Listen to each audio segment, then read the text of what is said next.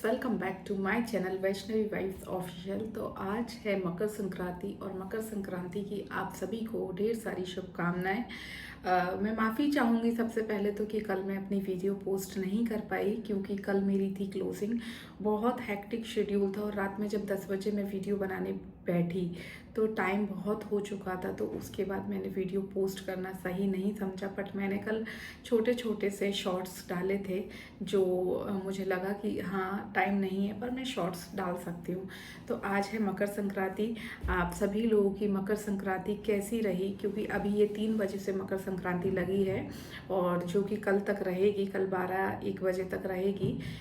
ये मेरे पंडित जी हैं, मैंने उनसे बस पूछा था। तो मकर संक्रांति क्यों मनाई जाती है, इसका मेन उद्देश्य क्या है, आप लोग जानते हैं और नहीं जानते हैं तो इस वीडियो में आज मैं आपको बताऊंगी कि मकर संक्रांति क्यों मनाई जाती है। तो सबसे पहले आपको मकर संक्रांति की और आपके परिवार को ढेर सारी शुभकामनाएं। भगवान आपके जीवन में सुख समृद्धि यश वैभव कीर्ति मान सम्मान सभी लेकर आए।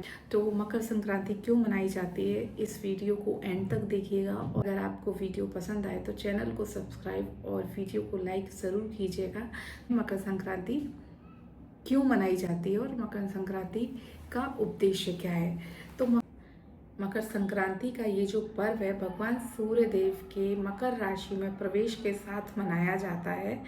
भगवान सूर्य देव इस दिन मकर राशि में प्रवेश करते हैं। ये वो क्षण है जब सूर्य देव भगवान जो हैं उत्तरायण होते हैं और खर मास के बाद शुभ काल प्रारंभ होता है और इस दिन किया हुआ दान पुण्य पूजा अर्चना का बहुत ही श्रेष्ठ और उत्तम फल हमें प्राप्त होता है। वैसे तो मकर संक्रांति भारत के अलग अलग प्रदेशों में भिन्न भिन्न नामों से जाने जाते हैं। तमिलनाडु में मकर संक्रांति को पोंगल नाम से जाना जाता है। उत्तर भारत में मकर संक्रांति के नाम से जाना जाता है। महाराष्ट्र और गुजरात में इसे उत्तरायण के नाम से जाना जाता है। आसाम में इसे माघ बिहू के नाम से जाना जाता है।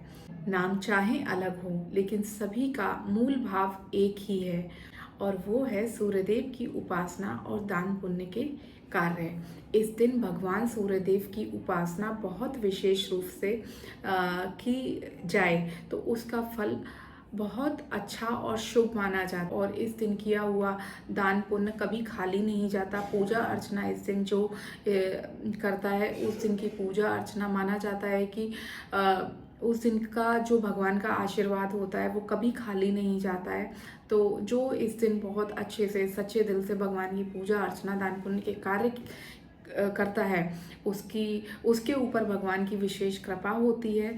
तो अगर इस तरीके से अगर आपने आज के दिन पूजा की है तो आप समझ लीजिए कि ये जो साल है आपका वो बहुत बहुत बहुत अच्छा जाने वाला है।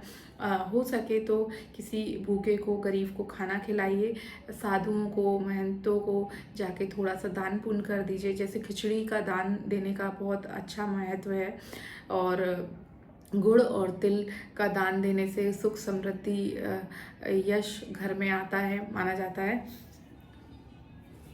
पूजा अर्चना और दान पुण्य का जो फल हमें मिलता है वो कई गुना हमें रिटर्न में मिलता है। जो बोला जाता है धार्मिक दृष्टि से कि बहुत शुभ ये दिन होता है ये दान पुण्य के कार्य करने का। तो जो इस दिन दान पुण्य और पूजा विशेष तरीके से करते हैं उसका जो फल है हमें वो कई गुना बढ़कर हमें वापस हमें लौटता है भगवान के आशीर्वाद के रूप में। इस दिन किए गए पूजा जप तप का हमें फल शीघ्र ही प्राप्त होता है। मतलब कहा जाता है कि इस दिन अगर हमने कोई भी पूजा जप या तप किया है तो उसका जो बोलते हैं ना हम पूरी साल मेहनत करते हैं पूजा पाठ करते हैं और अभी कई लोग बोलते हैं कि कुछ हो ही नहीं रहा कुछ मिल ही नहीं रहा। तो इस दिन पूजा जप तप दान पुण्य जो करते हैं उसका हमें शीघ्र ही फल प्राप्त होता है। ये जो इस दिन की पूजा पाठ या दान पुण्य या जप किया गया ये कभी खाली नहीं जाता है। और सबसे बड़ी बात हमारा देश कृषि प्रधान देश है। मकर संक्रांति का ये जो त्योहार है नई फसल का प्रतीक भी माना जाता है इस दिन को, क्योंकि हमारा देश कृषि प्रधान देश है। तो जो नई फसल होती है इस दिन को नई फसल के प्रतीक के रूप में भी मनाया जाता है।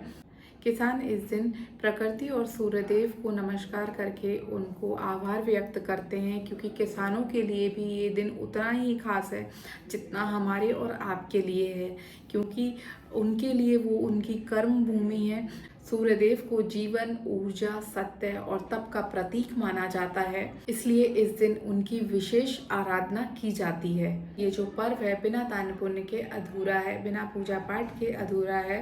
इस दिन आज अभी 3 बजे से ये मकर संक्रांति का पर्व स्टार्ट हुआ है और कल तक रहेगा, मतलब 15 जनवरी 2026 को दोपहर 12 बजे तक रहेगा।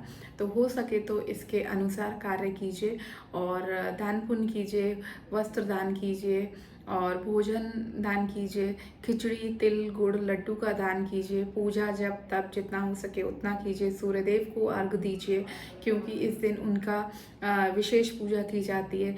कल मैंने वीडियो नहीं डाली थी तो जिसके कारण मुझे बहुत गिल्टी फील हो रही थी, लेकिन सीरियसली बहुत मुश्किल होता है वर्क के साथ यूट्यूब पे काम करना और उस हमारे काम जो हमारा चल रहा है, जैसे जॉब या बिजनेस जो भी चल रहा है, उसके साथ एक वीडियो बनाना, उसको एडिट करना और उसको यूट्यूब पे इस लायक बनाना उस वीडियो को कि हम यूट्यूब पे उसको पोस्ट कर सकें।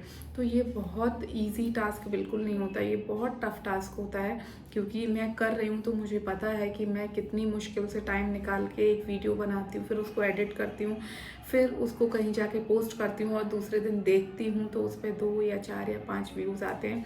बट ठीक है, ये हार मानने का नहीं बल्कि पॉजिटिव रहने का टाइम है और अगर अभी हम नहीं करेंगे तो हम आगे की जर्नी बिल्कुल नहीं कर पाएंगे यूट्यूब पे।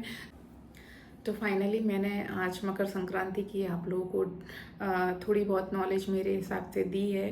जितना मैं करती हूँ मकर संक्रांति पे उतनी मैंने जो नॉलेज है आप लोग के साथ शेयर की है। और अगर वीडियो पसंद आई हो तो प्लीज़ एक लाइक ज़रूर कीजिएगा। चैनल पे अगर नए हैं तो चैनल को सब्सक्राइब कीजिएगा, बने रहिएगा मेरे इस चैनल पे। ऐसे ही नई नई वीडियो बनाकर अपने हिसाब से जो मेरे पास नॉलेज है वो आपके साथ शेयर करते रहूँगी।